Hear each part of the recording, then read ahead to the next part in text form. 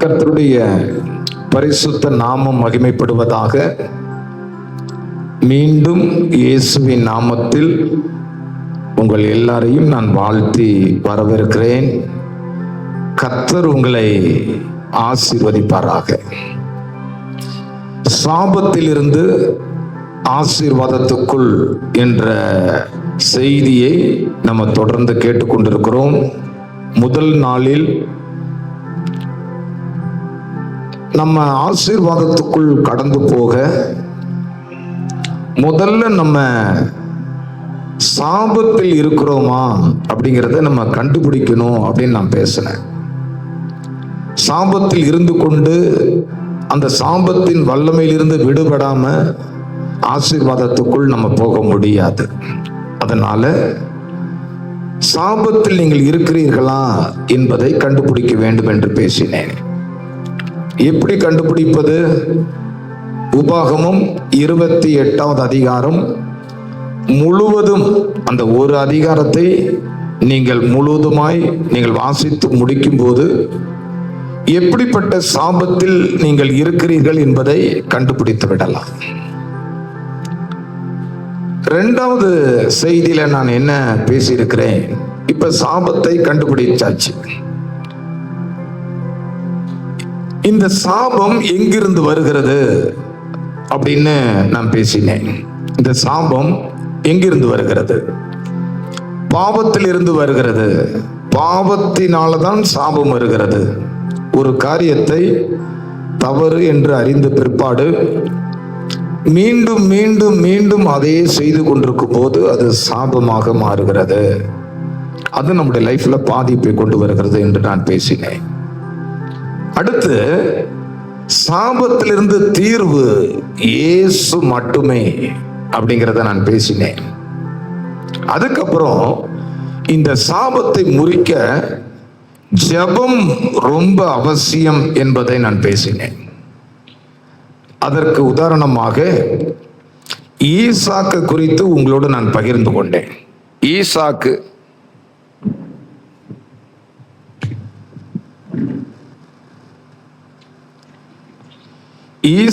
குறித்து உங்களோடு நான் பகிர்ந்து கொண்டேன்.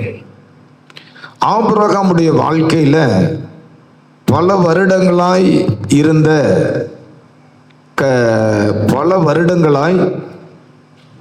லேட் ஆயிட்டே இருந்த, கால தாமதம் ஆய்கொண்டே இருந்த அந்த ஆசீர்வாதம் சாபமாய் ஈசாக்குடைய வாழ்க்கையிலும் தொடர்கிறதை நீங்கள் பார்க்கலாம். பாருங்க, ஈசாக்கு அந்த சாபத்தை எப்படி முறிக்கிறார்? ஜெபம். எப்படிப்பட்ட ஜெபம்?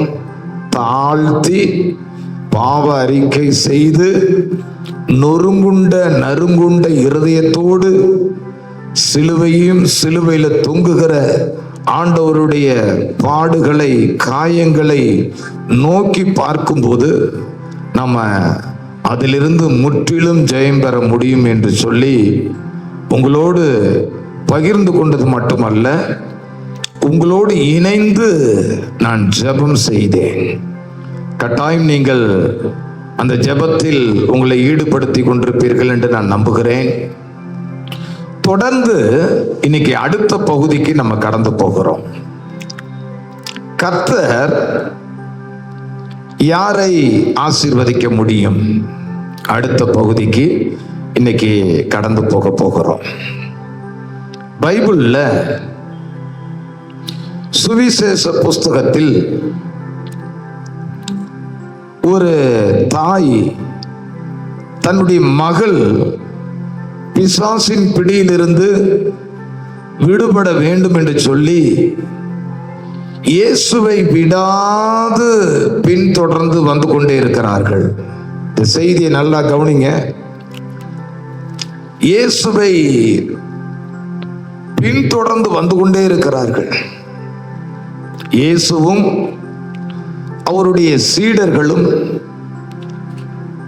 இயேசுவோடு போய்கொண்டிருக்கும் போது இந்த ஒரே ஒரு பெண் மட்டும் நடந்து நடந்து நடந்து பின்தொடர்ந்து வந்து கொண்டே இருக்கிறார்கள். ஒரு இடத்தில் வந்த பொழுது இயேசுவின் பாதத்தில் விழுந்து தன்னுடைய மகளை சுகமாக்க வேண்டும் என்று சொல்லி அந்த தாய் கண்ணீரோடு கேட்டுக்கொள்ளுகிறார்கள். அப்ப இயேசு அவர்களுக்கு கொடுத்த பதில தான் இப்பொழுது நம்ம தியானிக்க போகிறோம். கேட்போமா? இயேசு தன்னுடைய மகளுக்காக விடுதலை வேண்டும் என்று சொல்லி வந்த அந்த தாயாரை நோக்கி இயேசு என்ன சொன்னார்? இப்ப கேளுங்க அந்த வசனத்தை. இயேசு அவளை நோக்கி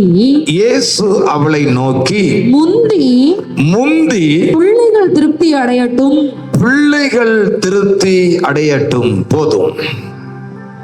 இயேசு அவளை நோக்கி முந்தி பிள்ளைகள் திருப்தி அடையட்டும். தயவு செய்து கவனிங்க. பாவிகளுக்கு ஆசீர்வாதம் அல்ல, பாவிகள் ஆசீர்வதிக்கப்பட முடியாது, பிள்ளைகள் தான் ஆசீர்வதிக்கப்பட முடியும். பாருங்க,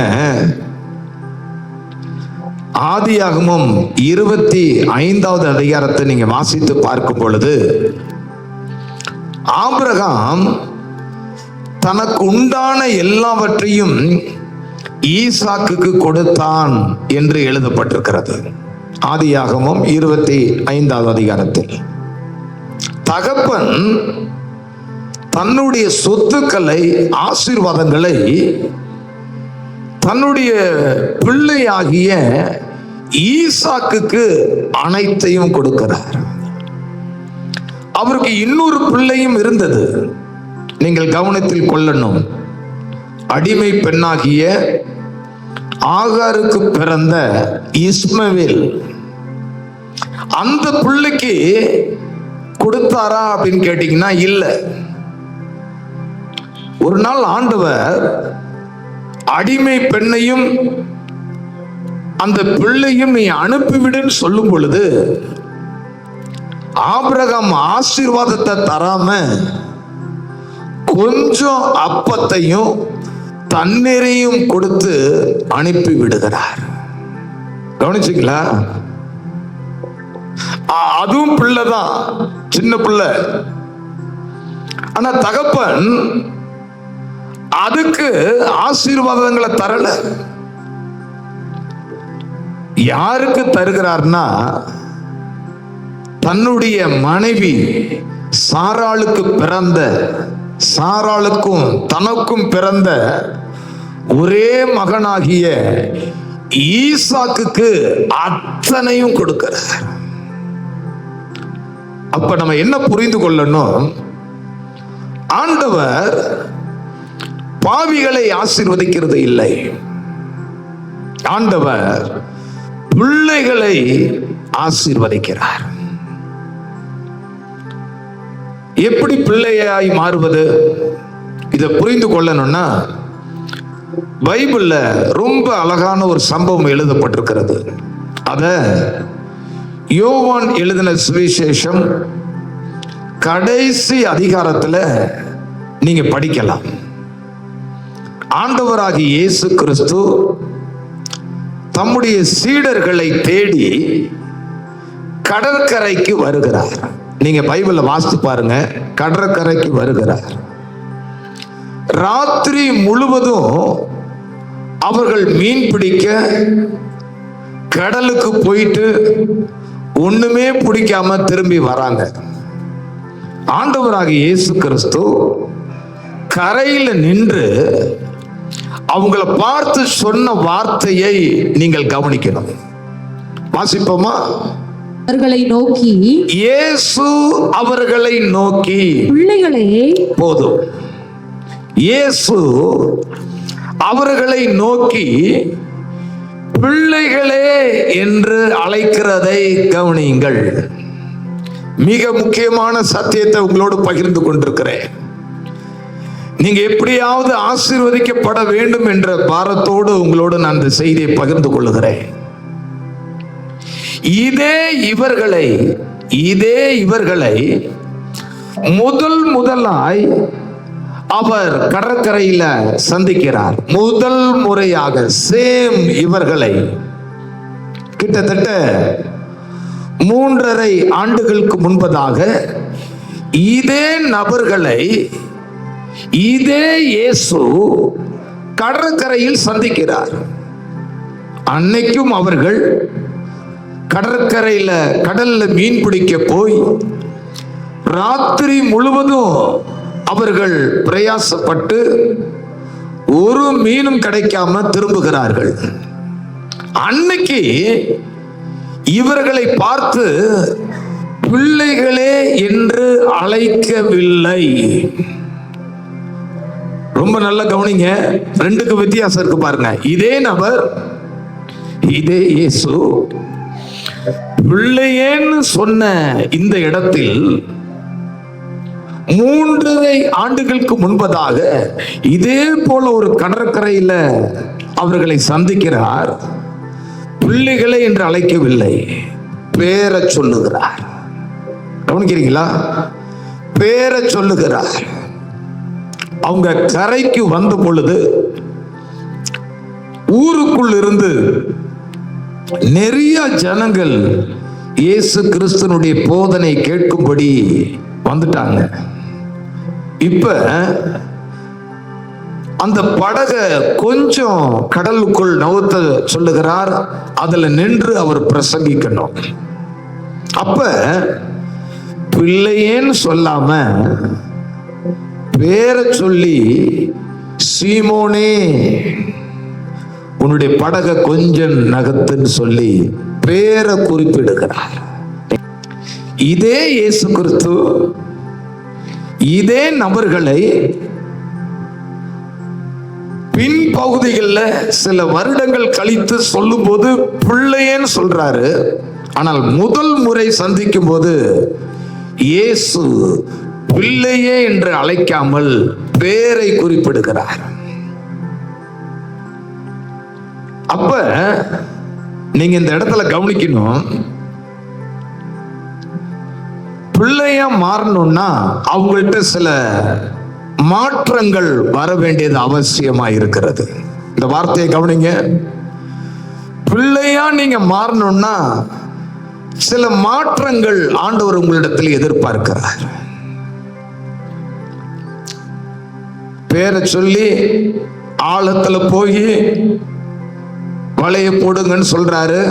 அதே போல அவங்க போடுறாங்க. 2 வலை கிளியத்த களவு மீன் கிடைக்குது.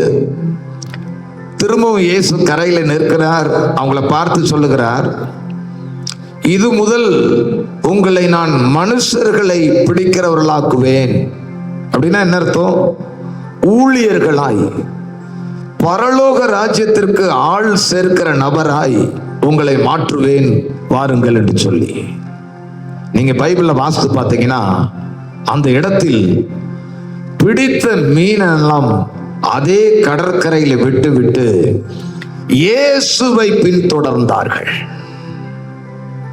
நல்லா கவனிங்க, இயேசுவை பின்தொடர்ந்தார்கள். ஏதோ ஒரு உருவத்தை அல்ல. முன்னாடி ஒருத்தர் போறாரு, நான் பின்னாடி போறேன், அந்த அர்த்தம் அல்ல. இதுவரைக்கும் நான் பின்பற்றின, எனக்கு சொல்லி கொடுத்த என் தாய் தகப்பன், என்னுடைய தாத்தா பாட்டி, என்னுடைய மூதாதையார்கள் எதெல்லாம் எனக்கு கற்பித்தார்களோ, எதெல்லாம் எனக்கு சொல்லி கொடுத்தார்களோ, அதை இத்தோடு நான் விட்டுட்டு இயேசுவாகிய உம்மை, நீர் யார், உம்முடைய கொள்கை என்ன, நீர் எதை விரும்புகிறீர், நீர் எதை வெறுக்கிறீர், என்னிடத்தில் நீர் எதை எதிர்பார்க்கிறீர், என்னிடத்தில் எதை வேண்டாம் என்று நீர் நினைக்கிறீர் என்பதை புரிந்து கொண்டவர்களாக இதுவரைக்கும் தான் பின்தொடர்ந்து வந்த எல்லா மார்க்கத்தையும் விட்டுட்டு நான் இயேசுவை பின்பற்ற போகிறேன், அவருடைய கொள்கையை பின்பற்ற போகிறேன் என்று சொல்லி அவர்கள் 3.5 ஆண்டுகள் இயேசுவோடே இருக்கிறார்கள், இரவும் பகலுமாக. இப்ப புரிஞ்சுக்கிட்டீங்களா? அவங்களுக்குள்ள ஒரு மாற்றம் வந்துருச்சு. அவங்களுக்குள்ள ஒரு மாற்றம் வந்துச்சு. இந்த 3.5 ஆண்டுகளும் இவர்களுக்குள்ள பெரிய மாற்றம்.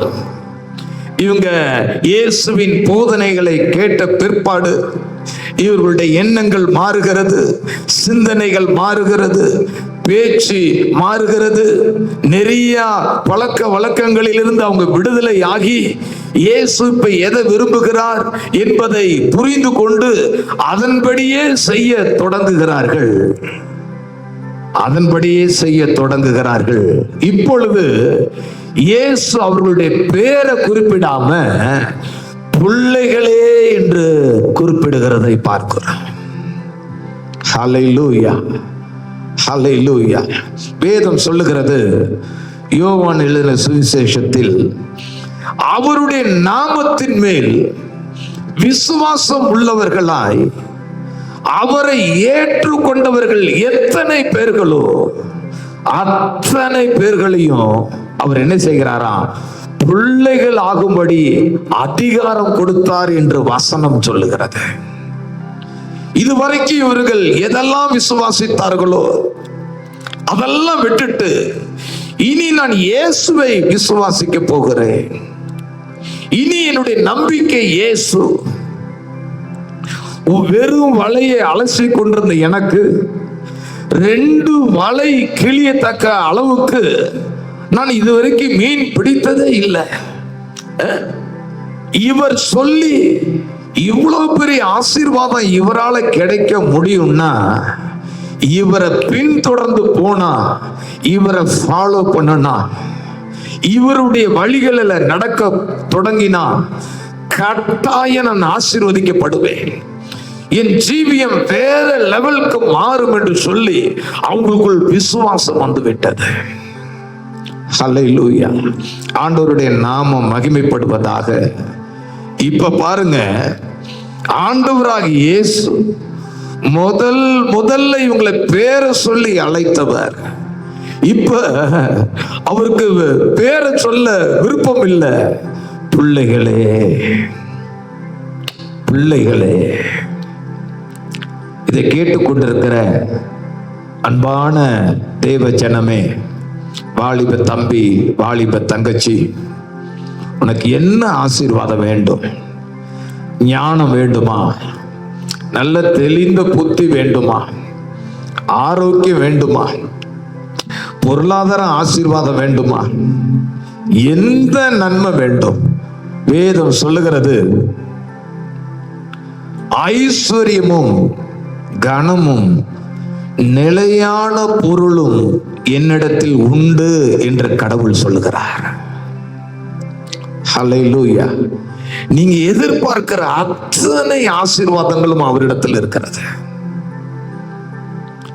ஆனா யாருக்கு அதை தருகிறார்? நீங்க புரிஞ்சுக்கிடணும், பாவிகளுக்கு அல்ல, பிள்ளைகளுக்கு. சரி, அந்த பிசாசு பிடித்திருந்த தன்னுடைய மகள் விடுதலையானுன்னு வந்த அந்த தாய வெறுமையை அனுப்பிட்டாரா? இல்ல இல்ல, அவங்கள ஆசீர்வதிச்சு அனுப்புறாரு. அந்த பிள்ளைக்கு சுகமாயிடுச்சு. ஆனா ஆனா பிள்ளைகளுக்கு எப்படிப்பட்ட ஆசீர்வாதம்னா திருப்தியாகும்படி. ஹல்லேலூயா. பிள்ளைகளுக்கு எப்படிப்பட்ட ஆசீர்வாதம் வச்சிருக்கிறார்னா திருப்தியான ஆசீர்வாதம். ஏதோ 10ம் 10ஆமையுமா அல்ல, ஏதோ கொஞ்சம் அல்ல. எப்படிப்பட்ட ஆசீர்வாதம்? திருப்தியான ஆசீர்வாதம். வேலை உங்களுக்கு எப்படி இருக்கு? திருப்தியான வேலை கடவுள் கொடுத்திருக்கிறார். சம்பளம் திருப்தியா சம்பளம், ஒரு மாசத்துக்கு மீதி இருக்கும்படி கர்த்தர் ஆசீர்வதித்திருக்கிறார். திருப்தியான ஆசீர்வாதம். யாருக்குன்னா, யாருக்கு? பிள்ளைகளுக்கு. அந்த சகோதரி தேவைக்கு வந்தா, இப்ப புரிஞ்சுக்கிட்டீங்களா ரெண்டுக்கும் வித்தியாசம்?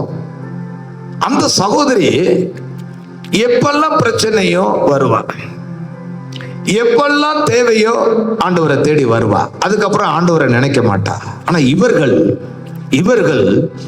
3.5 ஆண்டு காலமாக, அதாவது முதல் கடற்கரையில எப்ப சந்தித்தாரோ அப்பையில இருந்து இந்த 3.5 ஆண்டுகளும் எத்தனையோ மனிதர்களை சந்திச்சிருப்பாங்க.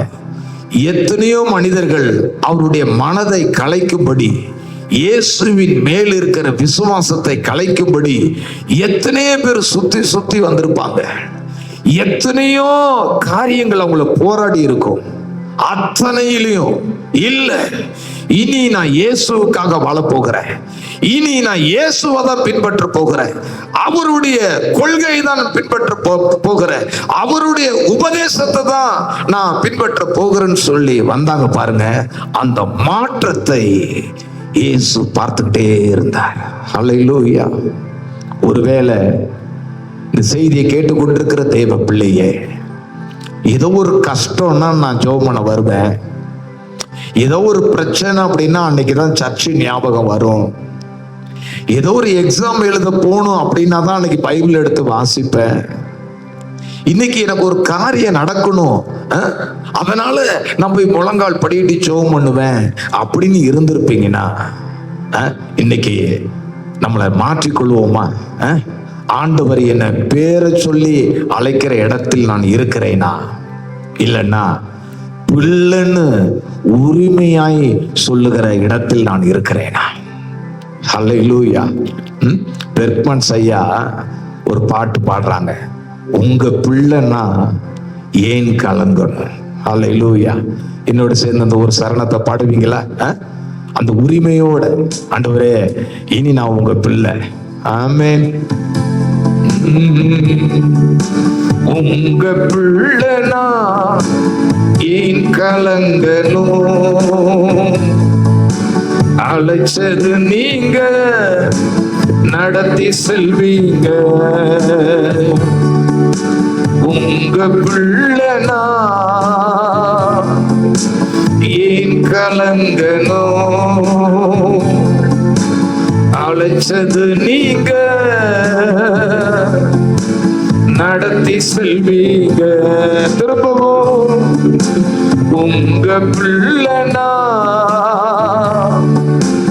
ஏன் கலங்கணும், அழைச்சது நீங்க நடத்தி செல்வீங்க.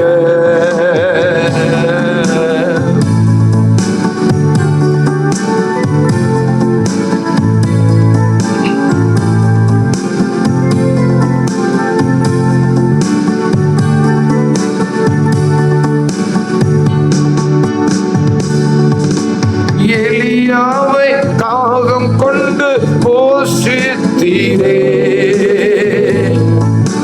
சூரை செடி சோர்வு நீங்க பேசினீரே. எலியாவை தாகம் கொண்டு போஷித்தீரே, சூரை செடி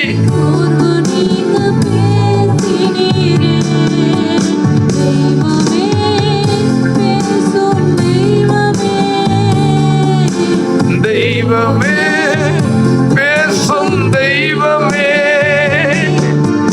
எலியாவின் தேவன் இருக்க எதுவும் என்ன அசைப்பதில்லை. எலியாவின் தேவன் இருக்க எதுவும் என்ன அசைப்பதில்லை. உங்க பிள்ளைனா ஏன் கலங்கணும், அழைச்சது நீங்க நடத்தி செல்வீங்க.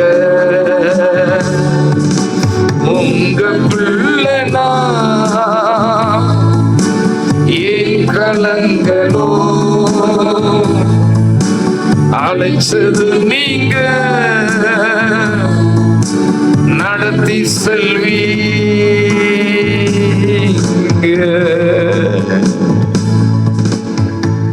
இப்ப இந்த செய்தி உங்களுக்கு ஒரு தெளிவை தந்திருக்கும்னு நினைக்கிறேன். ஏசப்பா உங்களை பேரை சொல்லி கூப்பிடுகிற இடத்துல நீங்க இருக்கிறீங்களா? இல்லாட்டினா இல்லை இது என் பிள்ளை அப்படின்னு உங்களை பார்த்து உரிமையா சொல்லுகிற இடத்துல நீங்க இருக்கிறீங்களா? ஒருவேளை பேரு சொல்ற இடத்துல தான் நான் இருக்கிறேன் அப்படின்னா இன்னைக்கு அவர் மேல விசுவாசம் வைத்து, அவருடைய உபதேசத்தின் மேல விசுவாசம் வைத்து, கர்த்தருடைய வார்த்தையின் மேல நம்பிக்கை வைத்து, அதை நான் ஃபாலோ பண்ண போறேன், அதை பின்பற்ற போறேன் அப்படின்னு உங்களுக்கு ஒப்பு கொடுத்து வாழ்ந்து பாருங்க. ஆண்டவருடைய நாம மகிமைக்காக சொல்றேன், எப்படி உங்க தரித்திரம் மாறும்னே தெரியாது, மாற ஆரம்பிக்கும். இன்னைக்கு இருக்கிற எல்லா தரித்திரமும், வறுமையும், சாபமும், பிசாசின் வல்லமைகளும் எல்லாம் மாறி எப்படி நீங்க ஆசீர்வதிக்கப்படுவீங்கன்னு தெரியாது. பரிபூரண ஆசீர்வாதத்தினால் உங்களை ஆசீர்வதித்து உங்களை அடுத்தடுத்த நிலைமைக்கு கொண்டு போவார். இப்ப சில பேர் என்ன நினைப்பீங்க, ஆண்டவர் என்ன பேர் சொல்லி கூப்பிடுகிற இடத்துல நான் இல்லை, அவர் என்ன பிள்ளைன்னு கூப்பிடுகிற இடத்துல தான் நான் இருக்கிறேன், ஆனாலும் என் வாழ்க்கையில் ஆசீர்வாதம் இல்லை அப்படின்னு உங்களுக்கு கேள்வி எழும்பும்னா உங்களுக்கு நான் பதில் சொல்ல விரும்புகிறேன். பிள்ளையில 2 விதம் உண்டு. ஒரு பிள்ளை குடும்பத்தோடு அட்டாச்சா இருக்கும், இன்னொரு பிள்ளை ஊர் சுத்திட்டு இருக்கும். உதாரணத்துக்கு ஈசாக்குக்கும் ரெபேக்காளுக்கும் 2 குழந்தை பிறந்துச்சு. ஒரு பிள்ளை பேரு ஏசா, இன்னொரு பிள்ளை பேரு யாக்கோபு. ஒரு கிறிஸ்தவ குடும்பம் 2 பேருக்கும் கடவுளை சொல்லி கொடுத்து பக்தியா வளர்க்கிறார்கள். ஒரு புள்ள வீட்டிலே இருக்கிறது இல்ல, அவனை பார்த்து யாராவது உங்க அப்பா எங்கன்னு கேட்டா தெரியாது, அம்மா எங்கன்னா தெரியாது. அவரு வில்லு எடுத்துக்கிட்டு, அம்பு எடுத்துக்கிட்டு காடு மேட அலைகிறாரு. ஆனா இன்னொரு புள்ள இருக்கு, அந்த புள்ள பேர் என்னன்னா யாக்கோபு. பைபிள் அந்த பிள்ளையை குறித்து என்ன தெரியுமா எழுதியிருக்கு, அவன் குணசாலியும் கூடாரவாசியுமாயிருந்தான். கவனிச்சிங்களா? வீட்டிலே இருக்கிறான், அப்பா அம்மா கூட அட்டாச்சா இருக்கிறான், அப்பா அம்மா கூட அட்டாச்சா இருக்கிறான். இப்ப அந்த பெற்றோர் எந்த பிள்ளையை ஆசீர்வதிச்சாங்கன்னு பைபிள்ல எழுதிருக்கு தெரியுமா? எந்த பிள்ளையை தெரியுமா அப்பா ஆசீர்வதிக்கிறாரு? அந்த வீட்டிலே இருந்துச்சு பாருங்க, வீட்டிலே அந்த பிள்ளையை ஆசீர்வதிக்கிறாரு. எப்படி ஆசீர்வதிக்கிறாரு? வானத்தின் பனி, பூமியின் கொழுமை, திரளான தானியம், திராட்சரசம், எதிரிகள் உனக்கு முன்பதாக அடங்குவார்கள், நீ சகோதரனுக்கு எஜமானா இருப்பாய், இஷ்டத்துக்கு சொல்லி ஆசீர்வதிக்கிறார் தகப்பன். அந்த ஊதாரி தனமா சுத்திட்டு இருந்தான் பாருங்க, அவன் வரான் என்னை ஆசீர்வதின்னு. ஒரே ஒரு வார்த்தை தான் சொன்னாரு. என்ன வார்த்தை? என்ன வார்த்தை? நீ வச்சிருக்கலப்பா வில்லு அம்பு, இத வச்சு நீ பொழைச்சுக்க. அவன் அழுகிறான். பைபிள்ல எழுதியிருக்கு, அப்பா எனக்கு இந்த ஒரு ஆசீர்வாதம் தானா, எனக்கு இந்த ஒரு ஆசீர்வாதம் தானா. அவன் அழுதானே போட்டிருக்கு. நான் சொல்றேன் பிள்ளைதான், ஆனா எந்த பிள்ளை பெற்றோரோடு ரொம்ப அட்டாச்சா இருக்கும், உங்களுக்கு புரியுற மாதிரி சொல்லட்டுமா? கடந்த நாள்ல இப்ப நடிகர் விஜய குறித்து நிறைய பேசிக்கிட்டு இருக்கிறாங்க. அவருடைய தகப்பனார ஒருத்தர் பேட்டி காண்றாங்க. இப்படிலாம் சூழ்நிலை இருக்கு, இதுக்கு என்ன நீங்க பதில் சொல்றீங்கன்னு அவங்க தகப்பனார் வேதனையோடு சொல்றாரு, என் பிள்ளைதான் விஜய், என் பிள்ளைதான், நான் தான் இந்த அளவுக்கு அவனை வளர்த்து விட்டேன், ஆனா என் பிள்ளைய நான் பார்க்கணும்னா மாசம் ஒரு தடவை தான். என்ன சொல்றாரு? ஒரு அப்பா சொல்றாரு, நாங்க பார்த்துக்க முடியாது. அவர் ஒரு வீட்டுல இருக்கிறாரு, நான் ஒரு வீட்டுல இருக்கிறேன். தகப்பம் புள்ள அப்படிங்கிற உறவு ஒரு நேரத்துல ரொம்ப க்ளோஸா இருந்துச்சு. ஆனா இப்ப அவர் யாரோ நான் யாரோங்கிற மாதிரி ஆயிடுச்சு. ஏதாவது ஒரு மேட்ரு அப்படின்னா நாங்க சந்திச்சுப்போம். எப்ப? மாசம் ஒரு தடவை. இன்னைக்கு யோசித்து பாருங்க, உங்களுக்கு நல்ல தெளிவா புரியுதுன்னு நான் நினைக்கிறேன்.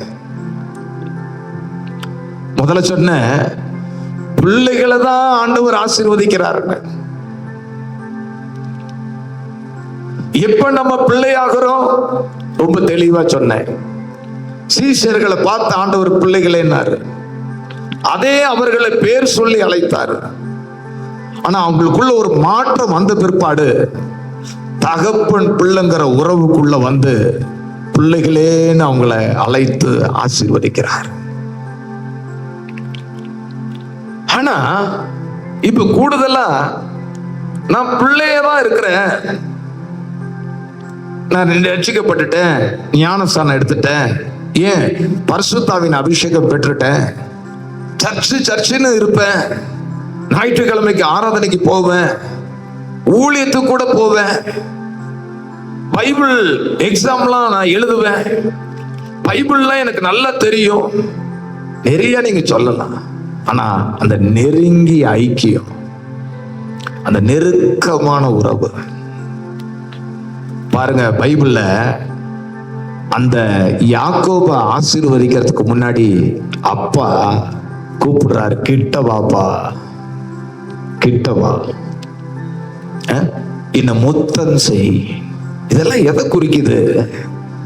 கடவுளோட ஒரு நெருங்கிய ஐக்கியத்தை கடவுள் எதிர்பார்க்கிறார். பேதுருவை பார்த்து கேட்டார் ஒரு முறை, பேதுருவே, இவர்களிலும் என்னை அதிகமாய் நேசிக்கிறாயா? எனக்கு ரொம்ப டவுட்டா இருக்கு. உன் கூட இருக்கிற ஃப்ரெண்ட்ஸை தான் நீ ரொம்ப முக்கியத்துவப்படுத்துறங்கிற மாதிரி தெரியுது. என்ன நீ எந்த இடத்துல வச்சிருக்கிற? என் மேல நீ அன்பா இருக்கிறாயா? பேதுரு சொல்றாரு, நான் உங்களை நேசிக்கிறேங்கிறது உங்களுக்கு தெரியும் ஆண்டவரே, நான் உங்களை நேசிக்கிறேங்கிறது உங்களுக்கு தெரியும். அதனால பாருங்க, அப்போஸ்தலர் புத்தகத்துல ஜனங்கள் அவரை ஏற்றுக்கொண்டது மட்டுமல்ல, தன்னுடைய சொத்துக்கள் எல்லாம் வித்து அவருடைய பாதப்படியில வைத்து பணத்தை கொட்டுனாங்க. ஒரு மீன் கூட பிடிக்க வழி இல்லாத அவரு திரளான ஆசீர்வாதத்துக்கு சொந்தக்காரனாய் மாறினார். அப்போஸ்தலர் முழுசும் ஆசு பார்த்தீங்கன்னா பேரும் புகழோடும் அவர் வாழ்ந்தார். ஒரு தெளிவு உங்களுக்கு கிடைச்சிருக்கும்னு நினைக்கிறேன். இப்ப நாம ஜெபிக்க போகிறோம். ஆண்டவரே, பாவிகள் அல்ல பிள்ளைகளை நீர் ஆசீர்வதிக்கிறீர் என்பதை அறிந்து கொண்டோம். பேரை சொல்லி அழைத்த இயேசு இப்ப பிள்ளைகளேன்னு அழைக்கிறாரு. அவங்களுக்குள்ள வந்த மாற்றம். சரி, நம்ம பிள்ளை ஆயிட்டேன். எப்படிப்பட்ட பிள்ளையா இருக்கிறேன்? தகப்பனோடு நெருங்கி இருக்கிற பிள்ளையா இருக்கிறேனா? தகப்பனை விட்டு தூரம் இருக்கிற பிள்ளையா இருக்கிறேனா? பைபிள்ல ஒரு லூக்கா எழுதின சுவிசேஷம் 15வது அதிகாரத்துல ஒரு தகப்பனுக்கு 2 பிள்ளைகள், ஒருவன் மூத்தவன், இன்னொருவன் இளையவன். இளையவன், அப்பா எனக்கு சொத்துல என் பங்கை தாங்கன்னு உரிமையா கேட்கிறான். வாங்கிட்டு போறான், இஷ்டம் போல செலவு பண்ணி எல்லாத்தையும் அழிச்சிட்டு திரும்பி வரான். ஆனா மூத்த குமாரன் பார்வைக்கு அவனை போல இவன் கெட்டவன் இல்லை. ஆனா பாருங்க, அப்பாவோட அவன் க்ளோஸா இல்லை. வீட்டுல ஒரு ஃபங்க்ஷன் நடக்குது, அவனுக்கு தெரியல. வீட்டுல ஃபங்க்ஷன் நடக்குதுங்க, தடல் புடலா பயங்கரமா நடக்குது. ஒரு கன்று அடிச்சு ஒரே பாட்டு சத்தம், கீத வாத்தியம், ஒரே சத்தம். ஆனா மகன் அங்க இருக்கிற வேலைக்காரர்கிட்ட கேட்டு தெரிஞ்சுக்கிறான், எங்க வீட்டுல என்ன நடக்குது, ஒரே பாட்டு சத்தமா இருக்கு, டான்ஸா இருக்கு, என்ன நடக்குதுன்னு வீட்டுல இருந்து அவனுக்கு தெரியல. லூக்கா எழுதின சுவிசேஷம் 15வது அதிகாரம் 25வது வசனத்தை பாருங்கள். அவனுடைய மூத்த குமாரன் வயலில் இருந்தான். அவனுடைய மூத்த குமாரன் வயலில் இருந்தான். அவன் திரும்பி வீட்டுக்கு சமீபமாய் வருகிற போது கீத வாத்தியத்தையும் நடன களிப்பையும் கேட்டு ஊழியக்காரரில் ஒருவனை அழைத்து, யாரு ஊழியக்காரர்னு? யாரு?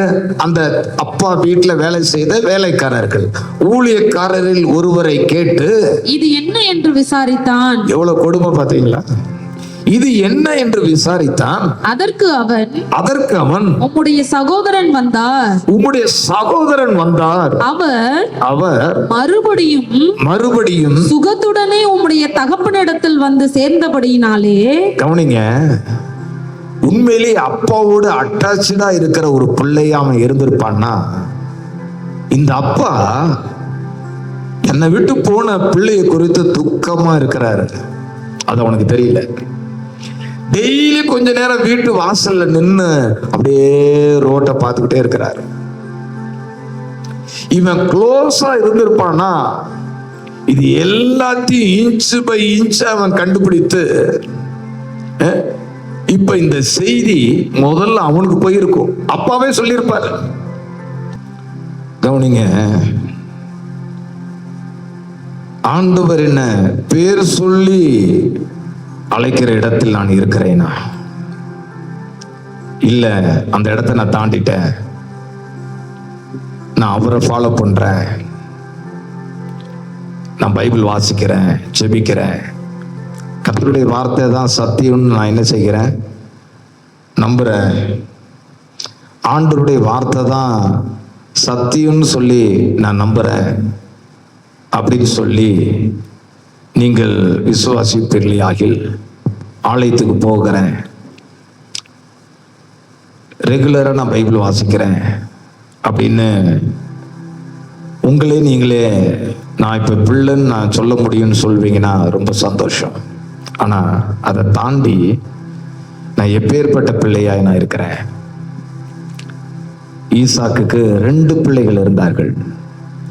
ஏசா மாதிரியான பிள்ளையாய் நான் இருக்கிறேனா, அல்லனா யாக்கோபு போல அப்பாவோடு ரொம்ப அட்டாச்சான, குடும்பத்தோடு அட்டாச்சா இருக்கிற பிள்ளையா நான் இருக்கிறேனா? ஏசா ஆசீர்வதிக்கப்படல, யாக்கோபு ஆசீர்வதிக்கப்பட்டார். ஆண்டவரோடு நெருக்கமா சர்ச்சுக்கு போகிறது நெருக்கம்னு சொல்லிட முடியாது. இன்னைக்கு நிறைய பேர் சர்ச்சுக்கு போறாங்க, பைபிள் கையில வச்சிருக்கிறதுனால நெருக்கம்னு சொல்லிட முடியாது. தகப்பன் கூப்பிடுறாரு, கிட்ட வா, என்ன முத்தம் செய். அவன் கிட்ட போறான், முத்தம் செய்கிறான். அவனுடைய உடல் ஸ்மெல்ல தகப்பன் முகர்ந்து அப்படியே ஆசீர்வதிக்கிறார். என் குமாரனுடைய வாசனை வயல்வெளியின் வாசனை போல இருக்குன்னு சொல்லி உன்னை ஆசீர்வதிக்கிறார். காடு மேடம் அலைஞ்சிட்டு இருந்தவன் அவனும் வரான், அவனுக்கு ஒரே ஒரு ஆசீர்வாதம். பின்னாட்களை பாருங்க, 2 பேரும் ஆசீர்வாதமா இருந்தாங்க. ஆனா யாக்கோபு பல மடங்கு ஆசீர்வாதமா இருந்தார். இன்னைக்கு ஆண்டவரே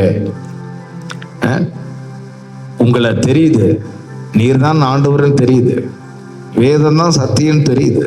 ஆனா இன்னும் நெருக்கமா இல்லாம உமக்கும் எனக்கும் இடையில நிறைய மனிதர்கள், உலகத்தின் காரியங்கள், உலகத்தின் ஆசபாசங்கள், உலக நண்பர்கள், இப்படி நிறைய உங்களுக்கும் எனக்கும் இடையில இருக்குப்பா. அதுதான் ஆசீர்வாதத்தை தடை பண்ணுதுன்னு நான் நம்புறேன். இந்த செய்தியை கேட்டு ஆண்டவரே என் வாழ்க்கையை ஒப்பு கொடுக்கிறேன், இன்னும் நெருக்கமா இடத்தில் ஜீவிக்க என்னை ஒப்பு கொடுக்கிறேன்னு சொல்லி இந்த பாடலை என்னோடு சேர்ந்து பாடி ஆண்டவருக்கு அர்ப்பணிங்க. Thank you Jesus. இன்னும் உம்மை அறியணுமே, இன்னும் உம்மை அறியணுமே, இன்னும் கிட்டி சேரணுமே, இன்னும் கிட்டி சேரணுமே. ராஜா பிரசன்னம் போதுமையா, எப்போதும் எனக்கு போதுமையா.